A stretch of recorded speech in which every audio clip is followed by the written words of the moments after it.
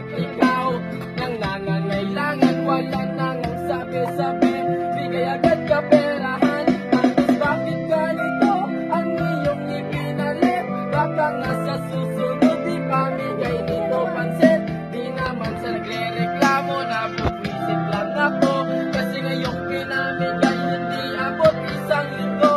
Sana naman sa susunod ay samahan ng iba, lagyan mo ng impiging tanduay kung ano-ano pa, kasi isipin mo naman pagdating ng butuhan, para kaming mga tanga nakapila dyan sa daan. Pag ika'y tumatakbo bilang isang politiko, ang ganda ng iyong ngiti sa harapan ng mga tao. Pag ikaw na yung nanalo, bigla kang nawawala. Pag may humihingi ng tulong, sabi daw ika'y wala. Sabi nga sa akin na balik lang daw mamaya, yung pala nandyan ka lang sa loob ng iyong kusina. Pakunwa-kunwari pa na meron kang pinuntahan, yung pala nagtatago kasi takot mahuntutan. Ikaw bakit gusto kaya'y nahihiya sa iyong pagtatago? Maraming taong lumuluwa, kaya hayaan natin yan. Huwag na nga natin lapitan pagdating ng eleksyon,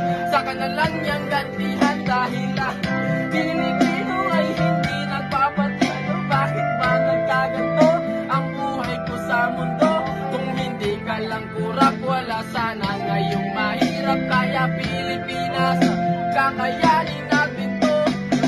Medyo iba ang aking yan pakiramdam, kasi tatlong cellphone nakaharap, medyo sa amin baliwang. Ano ba talaga ito? Mapipigilan ko ba to? Nakaharap Samsung, Oppo, pakita hindi naman ganito.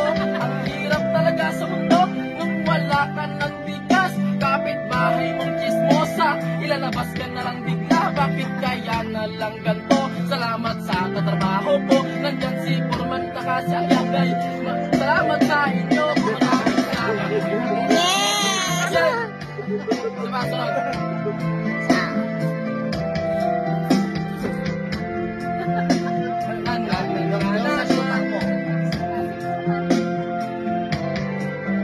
Minsan nga medyo mahirap ang aming pagtatrabaho, para lang na'y mapakain sa munting pamilya ko. Nandito nga si Kuya Sael at dito si Kuya Abel, si Parmanakit na nagsasabi kung tama ba o mali.